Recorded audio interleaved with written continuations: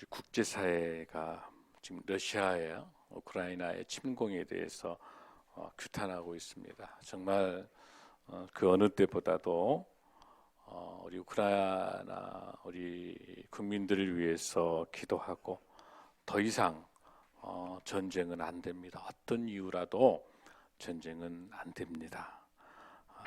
우리 위해서 기도하면 좋겠습니다. 하루빨리 평화가 돌아올 수 있도록 우리 강원도 산불이 아직도 지금도 남아 있어요. 얼마나 우리 하나님이 천지 창조대인 아름다운 자연 생태계가 이렇게 불타고 있는 거, 또 얼마나 우리 이재민들 얼마나 가슴 아플까요? 이런 아픔들을 같이 나누면 좋겠습니다. 우리 지금 많은 성도들도 지금 코로나 때문에 오미크론 때문에 많이 지금 예배를 드리지 못하는데 코로나19 팬데믹 지금 신규 환자가 38만 명. 더 가슴 아픈 것은 사망자가 10,000명까지 왔습니다. 정말 안타깝습니다. 이제는 또 그 델타 크론이라 해가지고 이 오미크론하고 델타 변이가 또 만들어져서 또 이렇게 진행되고 있는 이런 안타까움들을 우리가 볼 때 정말 가슴 아픈 그런 가장 어려운 우리 시기를 지금 우리가 보내고 있습니다. 우리가 지금 지난주는 우리가 대선을 치렀죠.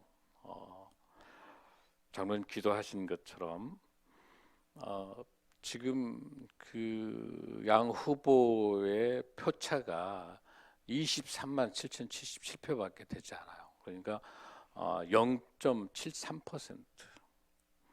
실질적으로 4,400만 명이 투표권 유권자였기 때문에 이거를 다시 환산해 보면은 여러분들 37.4%, 36.8%니까 반올림하게 되면 37% 둘 다 똑같아요.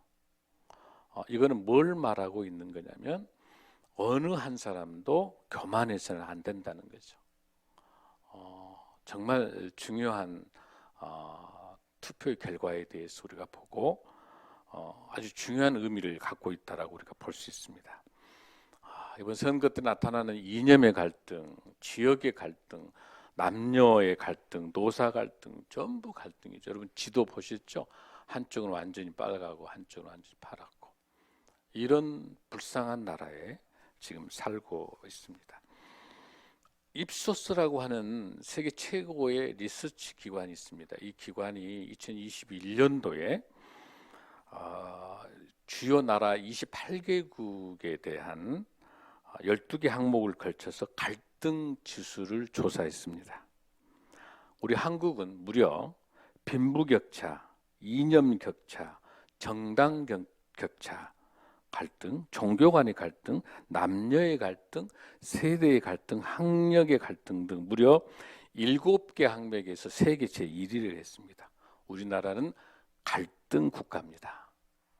그런 나라가 이번 대선을 통해서 아주 혐오, 갈등, 분열, 막말 아주 최악의 선거를 치렀습니다. 그곳에서 무엇보다도 종교가 평화와 화평을 이뤄내야 됨에도 불구하고 그 역할을 하지 못했던 것에 대해서 그 이데올로기와 이념과 이런 논쟁들 속에서 진영의 논리에 매몰되어 있는 모든 종교들의 그런 역할들을 볼 때 정말 그 어느 때보다도 이 갈등 지수를 종교가, 특히 우리 기독교가 이 갈등을 해결하고 평화와 화평으로 갈 수 있는 그 역할들을 우리가 다 하지 못했던 것들에 대해서 하나님 앞에 철저하게 회개해야 될 줄로 믿습니다.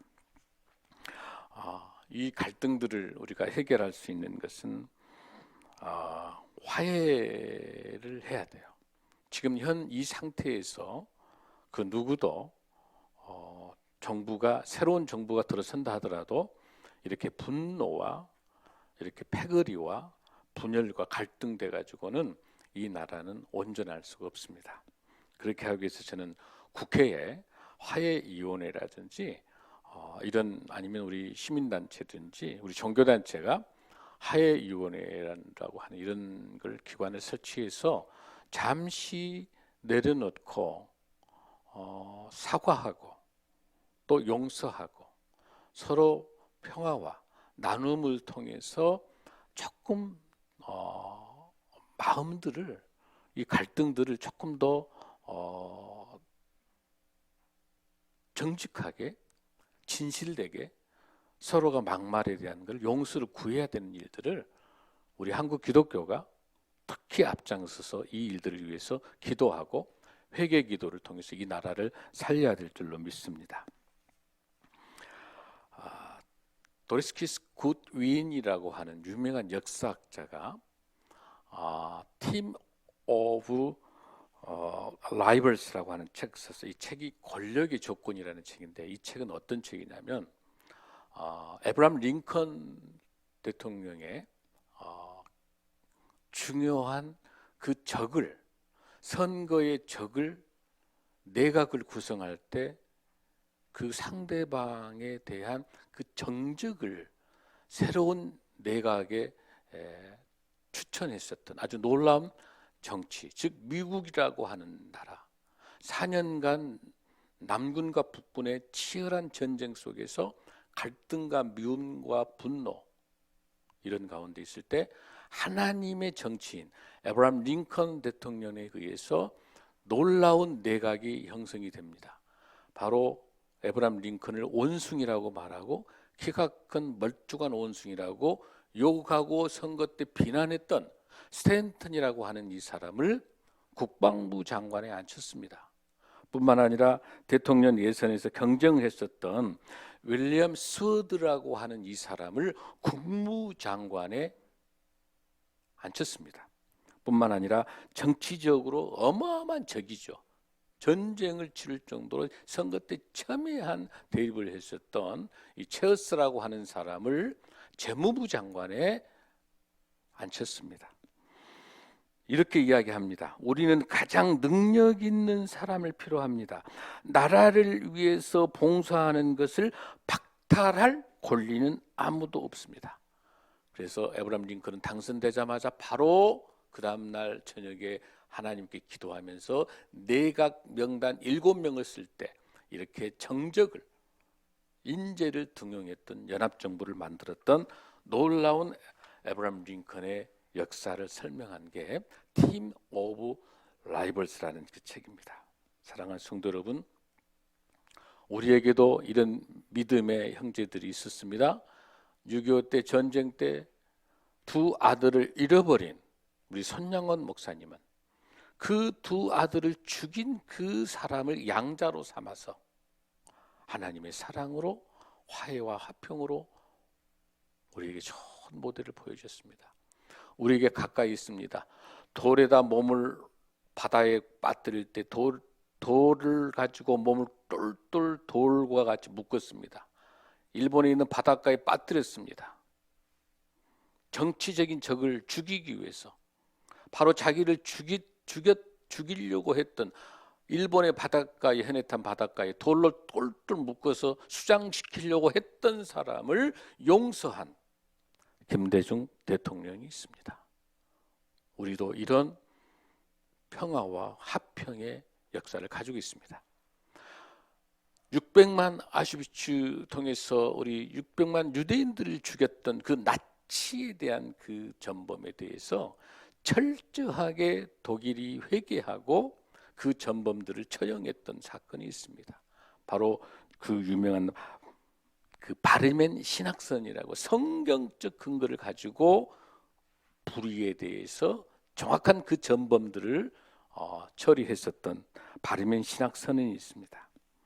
또한 그 가해자를 용서하고 사랑으로 받아주었던 넬슨 만델라, 바로 벨하 신앙 고백이라는 믿음하에 남아프리카 공화국이 새롭게 평화와 화평으로 들어설 수 있었습니다. 이 수많은 갈등과 미움과 시기와 질투와 분노와 갈라지는 이 갈등들을 해결할 수 있는 것은 바로 어디가 있습니까? 바로 베르존룽이라고 하는 이 독일어의 단어들 속에 들어있어. 그거는 뭐냐면 화목이라는 거, 바로 그거는 하나님의 아들을 통해서라는 단어입니다. 바로 베르존룽, 이 단어는 아들을 통한 일이다. 바로 무엇입니까? 십자가로 돌아가신 예수 그리스도의 그 핏값으로, 그 핏값만이, 우리 주님만이 화해할 수 있을 줄로 믿습니다. 주님만이 화평하게 할 줄로 믿습니다. 주님만이, 성령님이 주셔야만이 화평할 수 있고 우리가 화해할 수 있는 겁니다. 할렐루야. 사랑하는 성도 여러분, 우리나라 정말 위기 속에 와 있습니다. 보복의 정치, 갈등과 분열의 정치. 저는 여러분에게 오늘 이 시간에 스웨덴의 명총리 타게 엘란데르라는 총리를 소개합니다. 선거를 11번 선거를 치러서 계속 당선이 됐습니다. 그러고 난 다음에 이 엘란데르는요, 자기에게 가장 반대했던 사람 노조, 또 다른 상대당, 여당, 야당, 다른 당들의 모든 지도자들을 매주 목요일 날 아침 총리 관저로 초청을 해서 끊임없는 대화와 자기의 반대되는 목소리를 끊임없이 들으면서 정책에 반영해서 11번 선거를 통해서 당선된 이 엘란데르 이 스웨덴 총리입니다. 이 총리에 의해서 스웨덴이 사회복지 세계적인 국가가 된 겁니다. 그러면서도 이분은 그 총리 관저에 있으면서 얼마나 소박하고 국민들에게 희망을 주는 사람이에요. 그러니까 그 영부인은 학교 선생님이었는데 계속 선생님을 하면서 어느 날 임기가 끝난 다음에 볼펜과 연필을 이만큼 가지고 모 장관을 찾아갑니다. 장관님, 이 볼펜과 이 연필은 정부 것입니다. 내 남편이 총리할 때 썼던 이 볼펜인데 남은 것을 다 썼기 때문에 이 남아있는 것은 정부에게 돌려드립니다. 얼마나 정직한 총리고 얼마나 정직한 영부인인지 모릅니다. 이런 스웨덴의 이런 엘란데르라고 하는 총리를 가졌던 그 나라, 얼마나 행복한 나라, 복지 세계적인 국가가 될 수 있는 것은 늘 상대를 생각하고 늘 상대와 함께 인격적으로 서로를 존경하고 나누고 대화를 통해서 끊임없이 그런 진영들의 논리가 아니라 온 국민만 생각하는 것. 아까 제가 말씀드린 것처럼 이번 대선은 37% 똑같은 숫자야. 24만밖에 차이가 나지 않는 거. 정말 겸손하게 우리나라가 이번 이 대선 결과에 의해서 어떻게 하느냐에 따라서 우리나라의 미래가 달려 있습니다. 지금 전 세계적으로 저출산 문제 때문에 심각합니다. 우리나라 2300년이 되면 없어질 나라가 되고 있는. 그 다음에 세계 기후 변화에 의해서 생태라든지 환경이라든지, 지금 얼마 전에 제주도에서 벌이 100만 마리가 없어져 죽었습니다. 온도가 올라오고 있습니다. 이렇게 위급한 상황 속에 여와 야, 보수 진보 갈등들, 또 성별 갈라치게 하는 거, 이건 더 이상 안 됩니다. 우리 정말 이 나라를 기도해야 됩니다. 여러분이 알다시피 에브라함 링컨을 중심으로, 그다음에 루즈벨트 대통령이 그랬습니다. 영국의 처치 수상이 그렇게 했습니다. 독일의 빌리 브란트 총독이 그렇게 총통이 그렇게 했습니다.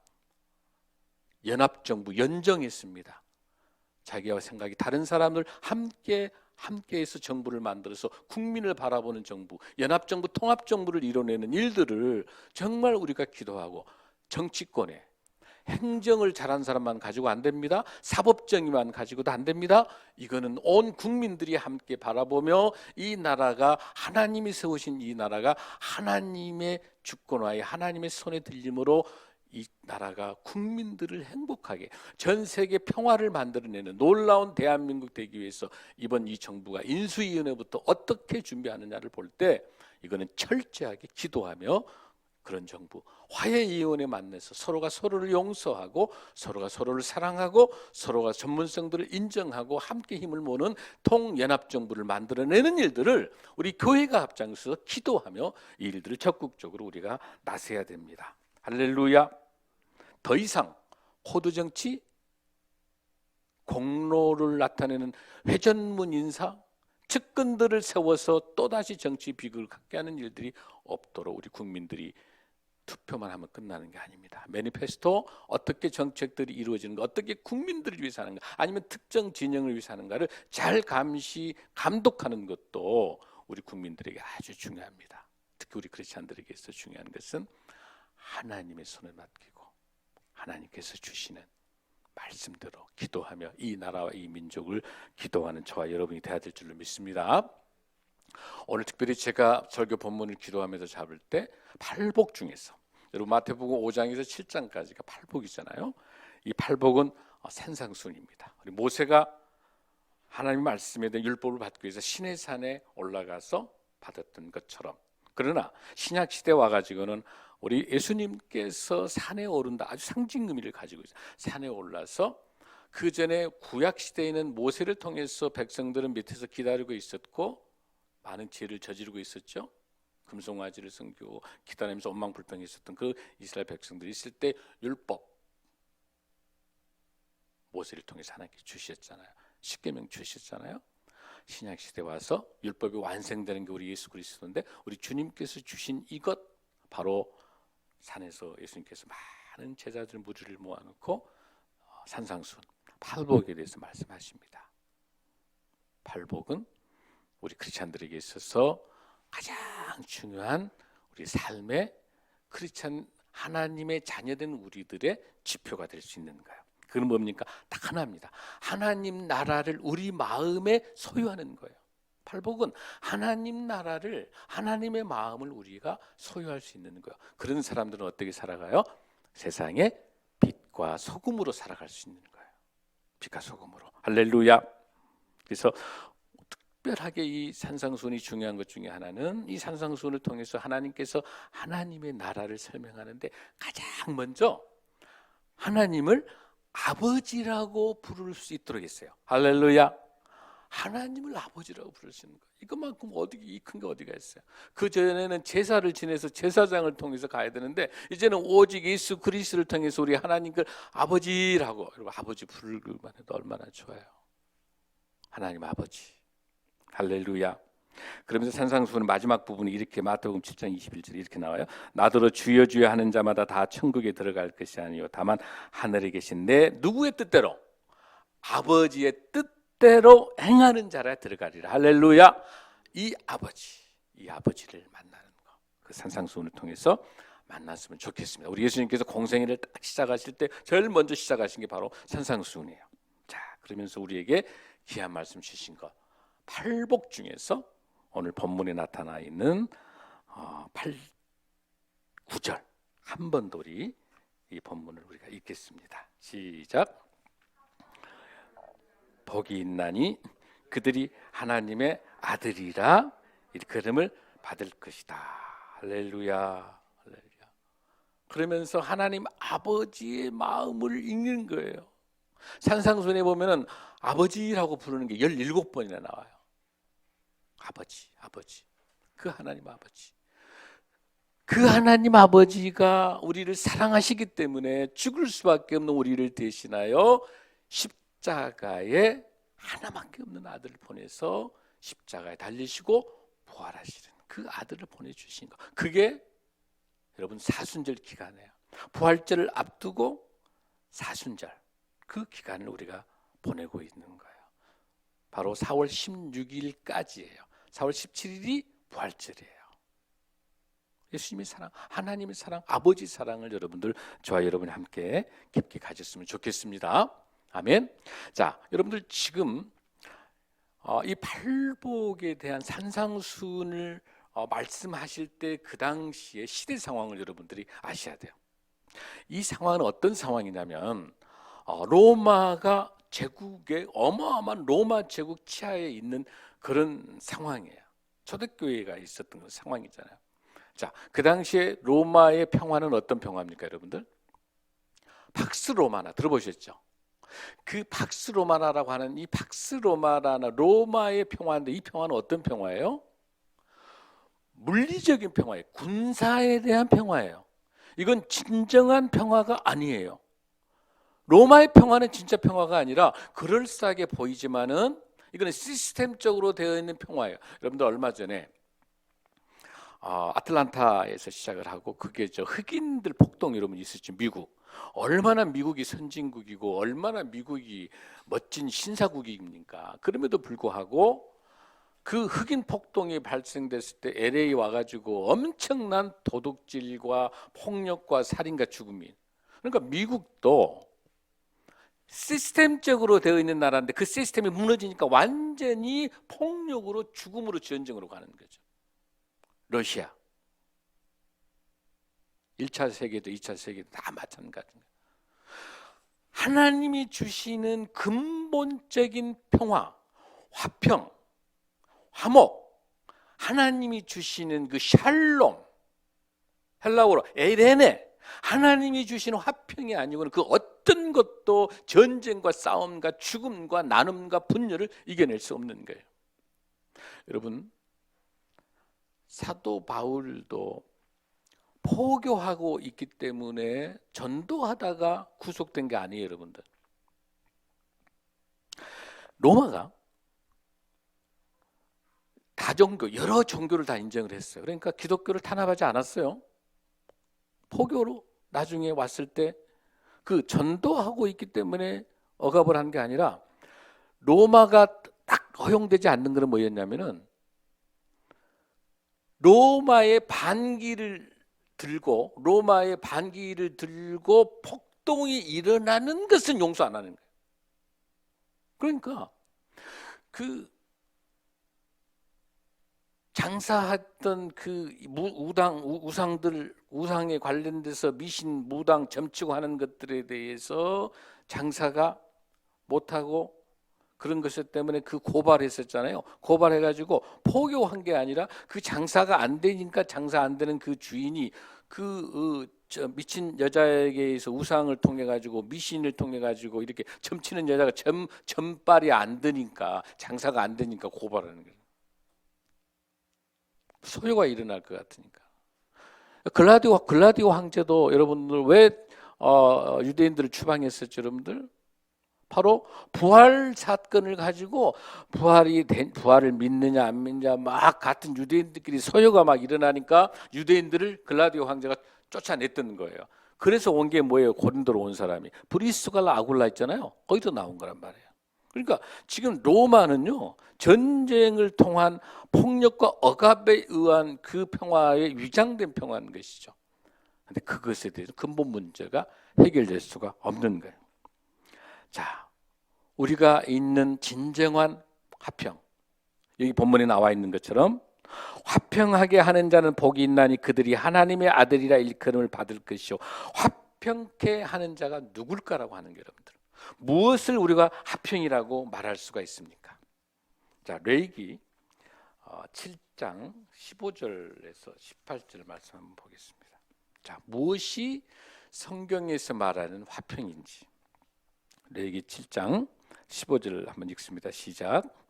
감사함으로 드리는 화목제물의 고기는 드리는 그날에 먹을 것이요 조금이라도 이튿날 아침까지 두지 말 것이다. 자, 지금 레위기에서 제사법을 나타나고 이 화목제라고 하는 이 제사를 지내는데 뭐라고 그랬죠? 여기 보면은 첫 번째 뭐로 드려야 된다? 감사함으로 드려야 된다. 감사함으로 드려야 된다. 그런데 거기 보면 여러분들 그 고기 보세요.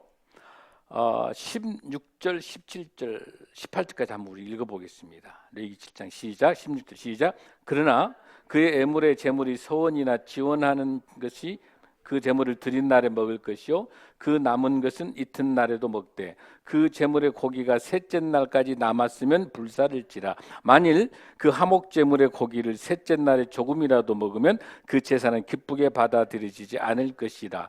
드린 자에게도 애물답게 되지 못하고 도리어 가증한 것이 될 것이며 그것을 먹는 자는 그 죄를 짊어지리라. 할렐루야.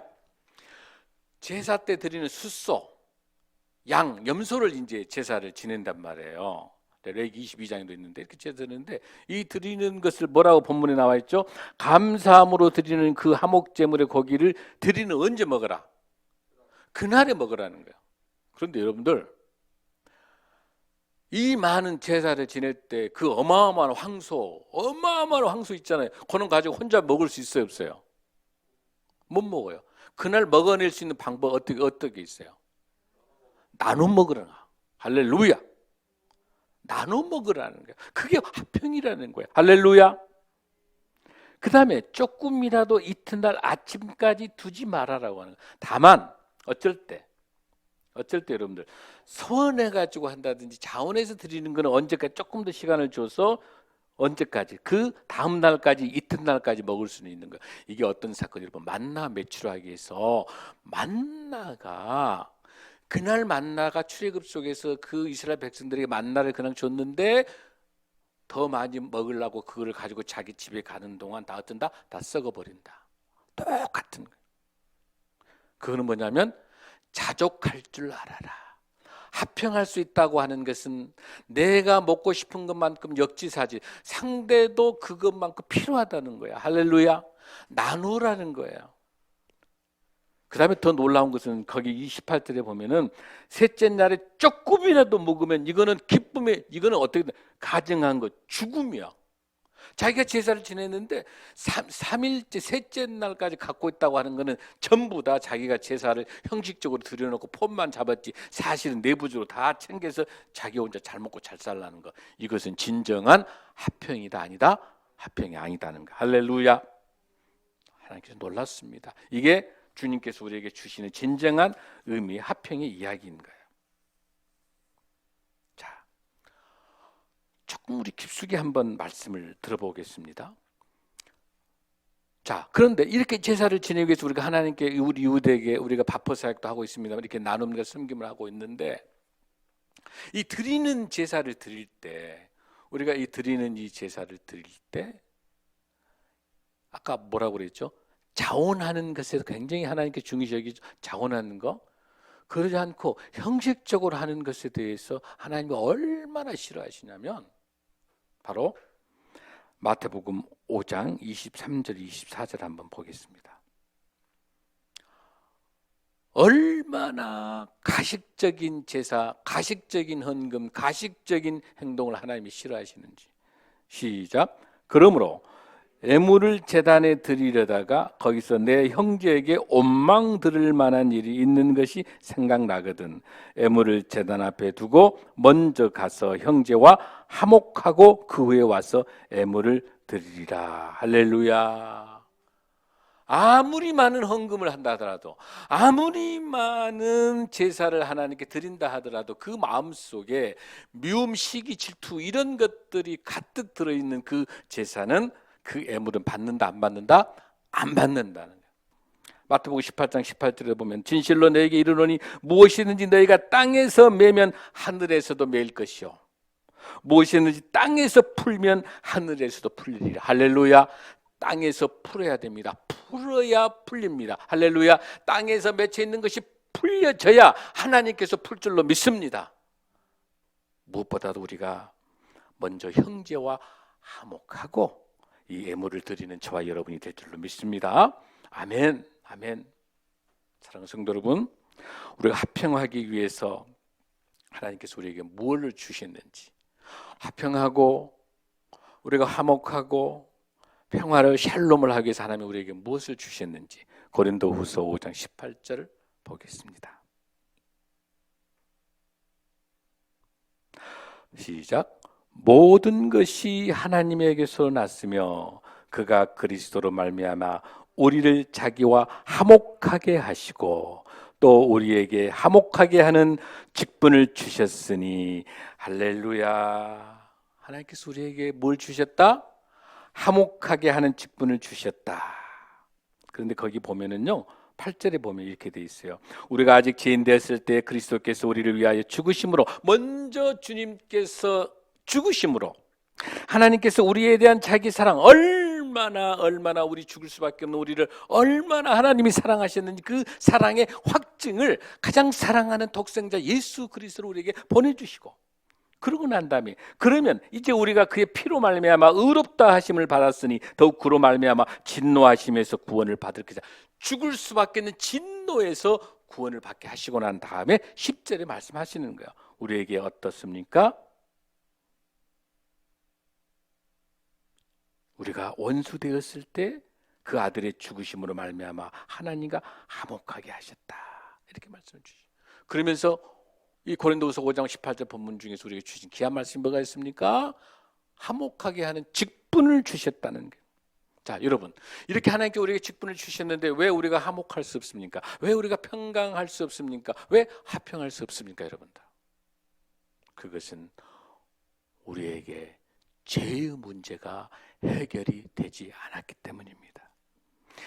죄의 문제가 해결되지 않으면 우리는 화평할 수가 없어요. 죄의 문제가 해결이 안 됐기 때문에 교만한 거예요. 죄의 문제가 해결이 안 됐기 때문에 교만하기 때문에 하나님이 없어도 되는 거예요.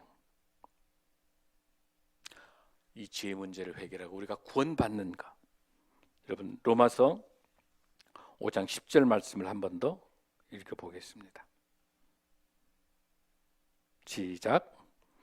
곧 우리가 원수 되었을 때 그의 아들의 죽으심으로 말미암아 하나님과 화목하게 되었은즉, 그러니까 하나님의 아들 예수 그리스도가 죽으셨어요. 더 십자가에 돌아가셨어요. 그렇기 때문에 우리가 뭐 할 수 있어요? 내가 죄인임을 고백하고 우리가 구원받는 거예요. 그래서 우리가 원수되죠. 원수되었을 때 아들의 죽으심으로 말미암아 하나님과 화목하게 되었은즉, 화목하게 된 자로서는 더욱 그의 살아나심으로 말미암아 무엇을 받았다? 구원을 받았다. 우리 예수님께서 십자가에 돌아가셔서 그 죄의 문제가 해결됐었을 때 우리가 구원받는 우리가 화목할 수 있는 직분을 주신 거예요. 할렐루야.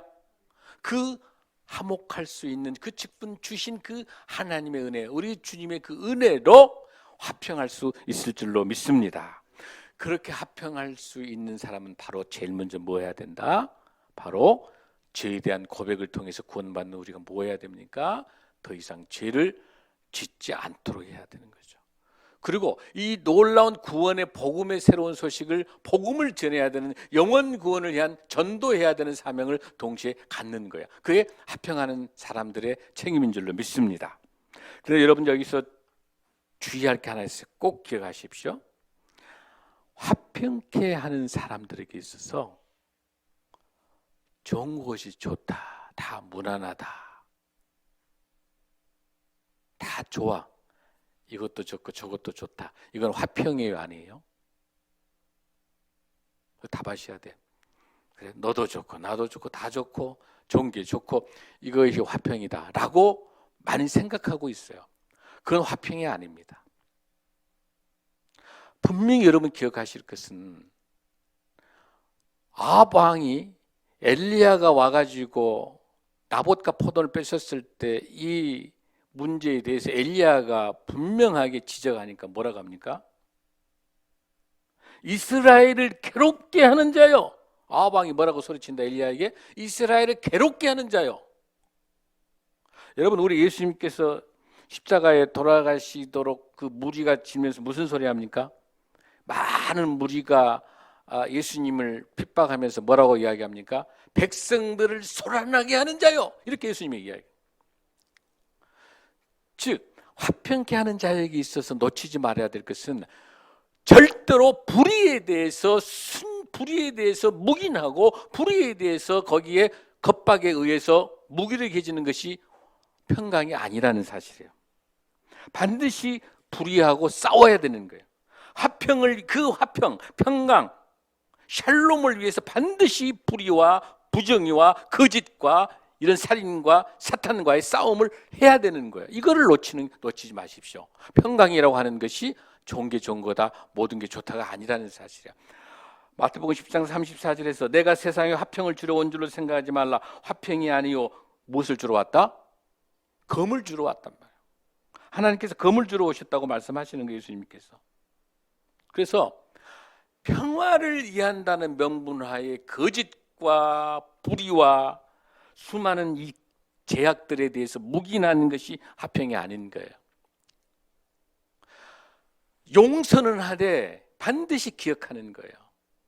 용서는 할 수 있죠. 그러나 그 제약에 대한 대가를, 독일 나치의 그 제약에 대한 반드시 전범들에 대한 대가에 대한 것은 분명히 하는 게 평강인 줄로 믿습니다. 여러분, 그 600만을 죽였으니까 용서하고 끝나는다. 홀로코스트?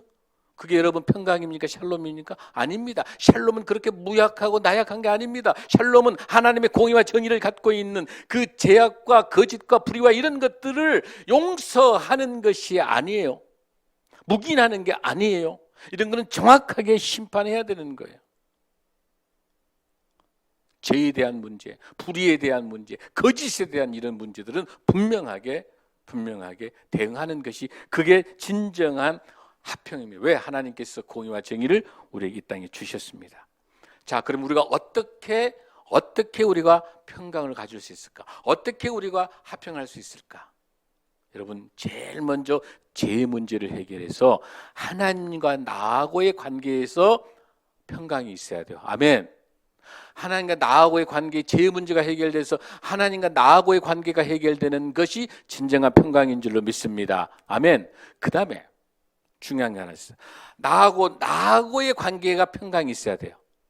나하고 나 스스로의 관계에 있어서 평강이 있어야 돼요. 아멘. 내가 나에 대해서 바르고 공의롭고 정의로움이 내가 나에 대해서 정리가 되질 않으면 이웃과의 관계, 나와 이웃과의 관계에서 평강이 있을 수가 없어요. 하나님하고 평강이 없는데 내가 스스로 하나님이 주신 그 평강으로 내가 평강하지 않는데 내가 어떻게 남하고 평강할 수 있을까요? 다 그것 위선입니다.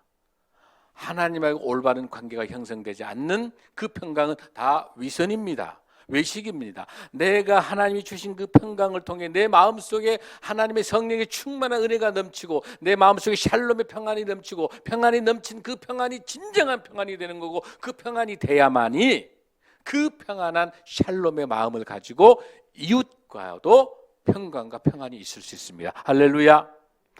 네 번째 중요한 것은 자연 생태계하고도 평강을 가져야 돼. 자연 생태계하고도 평안해야 돼.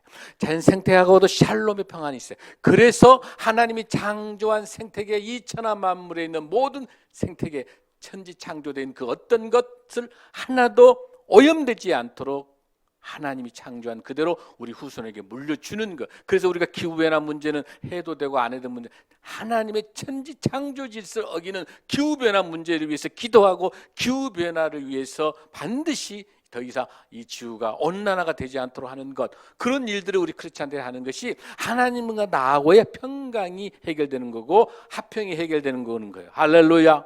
그래서 우리 크리스찬들은 생태계에 대해서, 자연 환경에 대해서 보호하는 것이 우리의 의무인 줄로 믿습니다. 이것 생태계가 보호가 되고 이게 자연과 모든 하나님하고의 이런 평강이 하나님하고 화해가 됐었다면, 자연과 화해가 됐었으면 온난화도 없는 것이고 지구변화도 없는 것이고 오미크론도 없는 게 코로나도. 하나님하고의 화해되지 않고 나하고도 화해가 되지 않고 이웃하고도 화해되지 않으니까 러시아 우크라이나 전쟁이 일어나는 거예요. 진정으로 하나님과의 올바른 회개가, 화해가 이루어지지 않으면, 자연 생태계하고도 화해가 이루어지지 않으면 수많은 쓰레기와 수많은 오염으로 그 오염이 우리에게 무기가 돼서 부메랑이 돼서 돌아올 수밖에 없습니다. 사랑하는 성도 여러분, 우리가 어떻게 화평을 이룰 수 있겠습니까? 가장 중요한 것, 여러분, 사소한 것 가지고 언쟁을 하지 마십시오. 사소한 것 언쟁하지 마시고요. 그 다음에 중요한 것은 뭐냐면 비합리적이고 또 어떤 그 무조건적으로 반대를 위한 반대를 하지 말라는 거예요. 한번 들어보고 역지사지 해보는 거예요.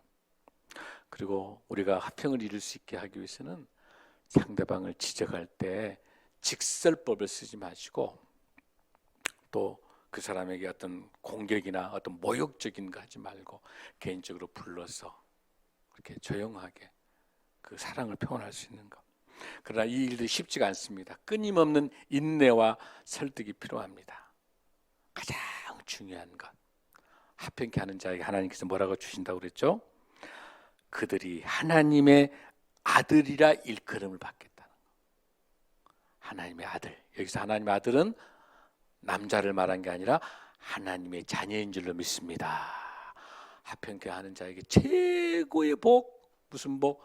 하나님의 자녀 되는 것, 아버지라고 부를 수 있는 것, 줄 수밖에 없는 우리를 양자 삼아 주셔서 아들 삼아 주셔서 우리를 불러주신 그 하나님의 그 놀라운 사랑, 그 하나님의 자녀되는 그 축복으로, 그 축복된 그 우리 입술을 통해 서로 사랑하고 서로 격려하고 서로 나누고 서로 섬기며 가장 우리 예수님이 원하셨던 거, 힘들고 어려운 우리 이웃들에게 늘 사랑을 나눴던 갈릴리 사역을 생각하면서 우리 교회에게 주어진 바포사역 잘 감당하고 우리 주위에 힘들고 어려운 사람들, 고난 속에 있는 사람과 같이 울 수 있는 사람들, 또 힘들고 어려운 가운데 전쟁 속에 있고 아픔 속에 있는 사람들이 함께 기도하고 울어줄 수 있는 것, 또 이 나라가 이렇게 갈등과 분열과 혼탁되어 있는 것 속에서 하나님의 공의와 정의가 잘 이 땅에 편만해서 이 땅의 모든 국민들이, 모든 백성들이 행복한 정말 자랑스러운 대한민국, K 뷰티, 뭐 K 헬스, K 시네마, K 뮤직, K들은 모든 것